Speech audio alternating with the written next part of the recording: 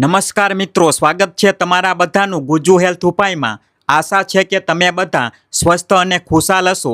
આપણા વડીલો વારંવાર કહે છે કે જાન છે તો જહાન છે, અને આ જીવ આપણા શરીરના બે નાના પણ જાદુઈ અંગો પર ટકેલો છે, આપણી કિડની અથવા તો કહીએ છીએ મૂત્રપિંડ। સાહેબ, કિડની આપણા શરીરના એવા શાંત સિપાહીઓ છે જે રાત દિવસ આપણા લોહીની સફાઈ કરે છે, કચરો બહાર કાઢે છે અને આપણા બ્લડ પ્રેશરને કંટ્રોલમાં રાખે છે।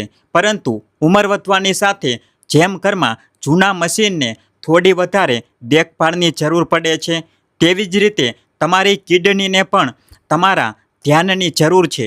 આજે આપણે આ નાના એવા વિડીયોમાં શીખીશું કે આપણી થાળી અને આપણી આદતોથી આપણે આપણી કિડનીને કેવી રીતે લોખંડ જેવી મજબૂત બનાવી શકીએ છીએ।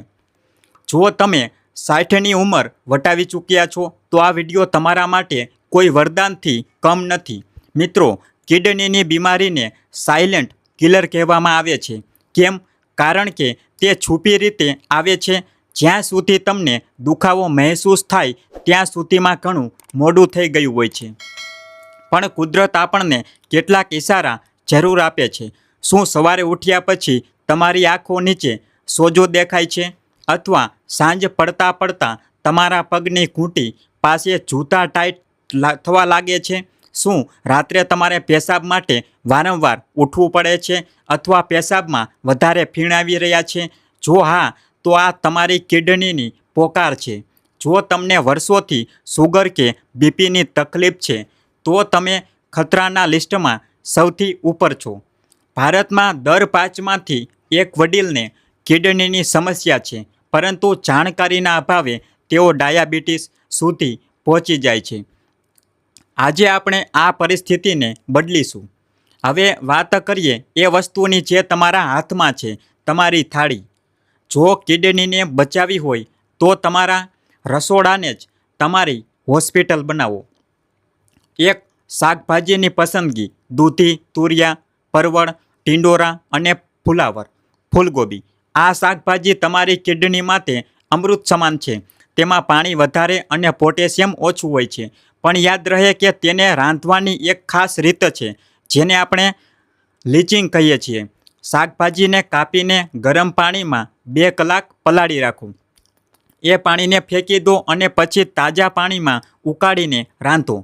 તેનાથી તેનું વધારાનું પોટેશિયમ નીકળી જશે અને તમારી કિડની પરનો બોજ ઓછો થશે। 2, ફળોની સમજદારી: મોટાભાગે લોકો કહે છે કે ફળો તો સારા જ હોય છે, પરંતુ સાહેબ, કિડની માટે થોડું સંભાળીને। સફરજન, પપૈયું અને જામફળ તમારા માટે બેસ્ટ છે, પણ યાદ રાખજો કે એક વખતમાં અડધું સફરજન અથવા પપૈયાની 2-3 ચીરીજ પૂરતી છે। કેળા, સંતરા અને નાળિયેર પાણીથી થોડું અંતર રાખો, કારણ કે તેમાં પોટેશિયમ ખૂબ વધારે હોય છે, જે તમારા હૃદયના ધબકારા બગાડી શકે છે।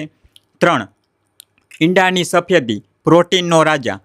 પ્રોટીન આપણા શરીરના સમારકામ માટે જરૂરી છે, પરંતુ વધારે પડતું પ્રોટીન કિડનીને થકવી દે છે। વડીલો માટે ઈંડાની સફેદી સૌથી સારું અને સુરક્ષિત પ્રોટીન છે। પીળો ભાગ કાઢી નાખો, કારણ કે તે ફોસ્ફરસનો ભંડાર છે। હવે એવી કેટલીક વસ્તુઓની વાત કરીએ જે તમારી કિડની માટે જીવલેણ સાબિત થઈ શકે છે। 1, મીઠાની ચાળ: મીઠું બીપી વધારે છે અને બીપી કિડનીને ચાણી કરી નાખે છે। અથાણાં, પાપડ, ફરસાણ અને પેકેટવાળા બિસ્કિટ, આ બધું તમારી કિડનીના દુશ્મન છે। અને ધ્યાન આપજો, બજારમાં મળતું લો સોડિયમ મીઠું ક્યારેય ન લેવું। સ્વાદ માટે મીઠાને બદલો, લીંબુનો રસ, આદુ, લસણ અથવા કાળા મરીનો ઉપયોગ વધારો। 2, ખતરનાક પેન કિલર્સ: આ બહુ અગત્યની વાત છે। આપણે વડીલો ઘણીવાર ઘૂંટણના દુખાવા કે શરીરના દુખાવા માટે મેડિકલ સ્ટોરમાંથી લઈને પેન કિલર ગોળીઓ ખાઈ લઈએ છીએ। આ ગોળીઓ તમારી કિડનીના ફિલ્ટરને જામ કરી શકે છે। ડૉક્ટરની સલાહ લીધા વિના ક્યારેય પણ દુખાવાની ગોળીઓ ન ખાવી। દુખાવો હોય તો ગરમ પાણીનો શેક કરવો અથવા બામ લગાવી લેવો, પણ ગોળીઓ નહીં। 3, કોલા અને પેકેટવાળા જ્યુસ: કાળા રંગની કોલ્ડ ડ્રિંક્સ અને પેકેટવાળા જ્યુસમાં ફોસ્ફરસ અને સુગરનું પ્રમાણ એટલું વધારે હોય છે કે કિડની તેને ગળતા ગળતા થાકી જાય છે. તેની જગ્યાએ માટલાનું તાજું પાણી અથવા મીઠા વગરની પાતળી છાશ પીવી. મિત્રો, તરસ લાગે તો પાણી પીવું, પણ જરૂર કરતાં વધારે નહીં. કિડનીના દર્દીઓ માટે પાણીનું પ્રમાણ તેમના ડૉક્ટર નક્કી કરે છે અને પાણી હંમેશા બેસીને અને ઘૂંટડે ઘૂંટડે પીવું જોઈએ. ફ્રીજનું બરફવાળું પાણી તમારા મેટાબોલિઝમને એટલે કે પાચન શક્તિને સુસ્ત કરી દે છે. આપણા વડીલોની રીત આજે પણ સૌથી બેસ્ટ છે. માટીનું માટલું. માટલાનું પાણી કુદરતી રીતે આલ્કાઇન હોય છે, જે એસિડિટી ઓછી કરે છે અને કિડનીને શાંત રાખે છે. જતાં જતાં બસ આ 3 વાતો ગાંઠ બાંધી લેજો. દર 6 મહિને ક્રિએટિનિન અને યુરિન ટેસ્ટ કરાવો. મીઠું ઓછું કરો અને ખુશ રહો. તણાવ પણ કિડની પર ખરાબ અસર નાખે છે. તમારું સ્વાસ્થ્ય જ તમારા પરિવારનું સ્મિત છે. આશા છે કે તમને આ જાણકારી પસંદ આવી હશે. આ વિડીયોને તમારા મિત્રો અને સગા સંબંધીઓ સુધી શેર કરો, કારણ કે આ નાનો એવો બદલાવ કોઈની જિંદગી બદલાવી શકે છે. તમારી ઉંમર લાંબી થાય, સ્વાસ્થ્ય સલામત રહે. ખૂબ ખૂબ આભાર. જય શ્રી રામ.